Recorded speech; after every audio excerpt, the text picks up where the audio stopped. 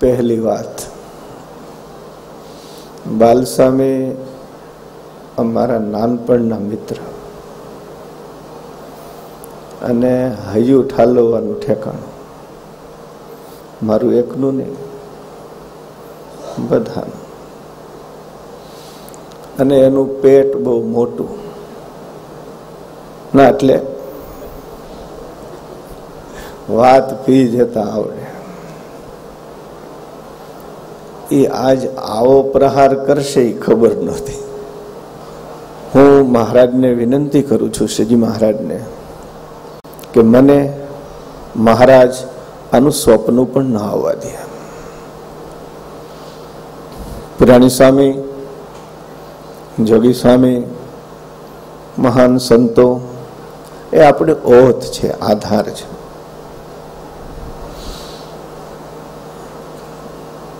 આજની થોડીક વાત જે થઈ એને મારા પ્રવચનનો આખો પ્રાણ હરી લીધો હોય એવું લાગે છે. અને હું આત્મહત્યા માનનારો સાધુ નથી. મારી વાત તમને સમજાય ન સમજાય એની સાથે મારે લેવા દેવા નથી. પણ જે કંઈ છે એ સદગુરુઓ અને શ્રીજી મહારાજના ચરણમાં સમર્પિત કરું છું. મહારાજ મારી રક્ષા કરે એવા મોટા સંતો મને આશીર્વાદ આપે.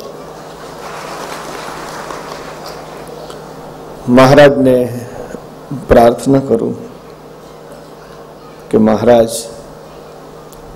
મને ક્યારેય ભૂલો પડવા ન દે. ખેર, આટલી વાત સાથે આજના જો આટલી વાત ન કરું ને તો મને આજ બોલવાની મજા જ ન આવે. એટલે હું બહારથી મુક્ત રહેવા માટે પ્રયાસ કરનારો માણસ છું. જોગી સ્વામી જેવા મહાપુરુષ, એમનું સાનિધ્ય આપણને પ્રાપ્ત થયું છે. આજે બધાને સ્વામીના નજીકથી દર્શન થયા, ભલે ઉતાવળે થયા, ધકાધકીથી થયા, હાથ ખેંચતા ખેંચતા થયા, પણ થયા તો ખરા. એક કહું, ગુરુ પૂર્ણિમા કાંઈ વર્ષમાં એક દિવસ ન આવે. સાચો શિષ્ય એ છે જેને અહર્નિશ અષાઢ સુધી પૂર્ણિમા હોય, એ સાચો શિષ્ય છે જેમાં ગુરુ સ્વયં સતત જાગતા હોય. બહુ દિવ્ય સંબંધ છે ગુરુ શિષ્યનો. બે પરંપરાઓ છે આપણી ભારતીય સંસ્કૃતિમાં. બહુ સ્પષ્ટ રીતે જેમ ગંગા જમનાના બે પ્રવાહ હોય એવા બે પ્રવાહ છે. એ બે પ્રવાહને તમારી ભાષામાં મૂકું, ઝીલજો. All is God, all is God, આ એક પ્રવાહ છે. All is gods, all is gods, આ બીજો પ્રવાહ છે. સમજાય છે? બધું ભગવાન છે, આ એક પ્રવાહ છે. બધું ભગવાનનું છે, આ બીજો પ્રવાહ છે. અને વહાલા ભક્તજનો, ઓલ ઇઝ ગોડ આપણી પરંપરા નથી. આપણી પરંપરા તો બધા ભગવાનના છે, આ પરંપરા છે. ગુરુનું કામ છે જીવનો હાથ પકડી અને હરિના ખોળામાં બેસાડી દેવો, એ ગુરુનું કામ છે. આ વૈષ્ણવી પરંપરા છે. ગુરુદેવ શાસ્ત્રીજી મહારાજે એ સાચા સદગુરુ હોવાથી ભગવાન સ્વામિનારાયણની મર્યાદા ક્યારેય લોપી નથી. એ સદૈવ એમ કહેતા કે સ્વામિનારાયણ ભગવાને પધરાવેલા દેવ મારા દેવ છે. એની સ્થાપેલી ગાદી એ અમારી ગાદીઓ છે.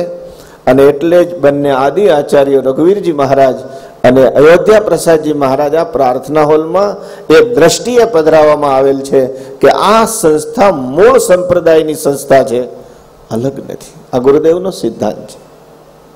આજે ગુરુ પૂર્ણિમાનો દિવસ કહેવાય. આમ તો બહુ પુરાતની દિવસ છે. ગુરુનામ ગુરુ ભગવાન સહજાન સ્વામીનું પૂજન. આમ વ્યાસ પૂજનનો મહિમા બહુ છે.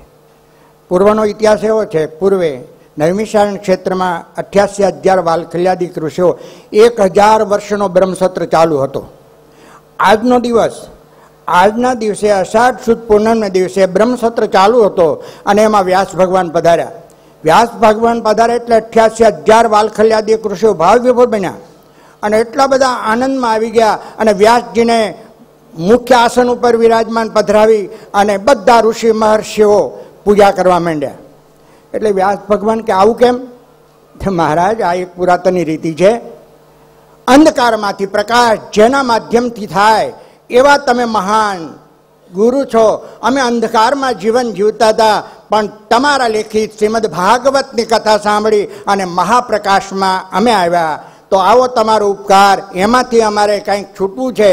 તો આજને દિવસે અમે આપને મંગળ પૂજન કરીએ છીએ. તો એ જ પ્રમાણે પૂજ્યપાદ માધુપ્રિયદાસજી સ્વામીને સંકોચ રાખવાની જરૂર નથી, કારણ કે વ્યાસ ભગવાને બધાના અંધકારો દૂર કર્યા. આપના જ્ઞાનથી આજે એવો પ્રકાશ પાથર્યો છે દેશ વિદેશમાં. ચારે બાજુ અંધકારમાં સબડતા, અંધકારમાં ગોતા ખાતા એવા જીવોને પ્રકાશમાં લાવ્યા છો. તો આજના મંગળ દિવસે આ કોઈ અતિશોક્તિ નથી. યથાસ્થાને આપની સદગુરુપણે ગુરુપ્રણાને પ્રતિષ્ઠા અને આજે આ બધા ભક્તો સંતો આપને ગુરુસ્થાને વિરાજમાન કર્યા છે.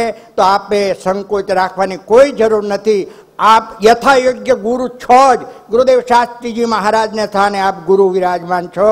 એવી આજના મંગલ પ્રસંગે દરેક ભક્તો ભગવાનના ચરણમાં પ્રાર્થના કરી અને હું મારા વાણીને વિરામ આપું છું. સદગુરુ સ્વામી પ્રભુ જય સદગુરુ સ્વામી સહજાનંદ દયાળુ સહજાનંદ દયાળુ બળવંત બહુ નામે જય દેવ જય દેવ શરણ સરોજ તમારા વંદો કર જોડી પ્રભુ વંદો કર જોડી ચરણે શીશ ધરાતી ચરણે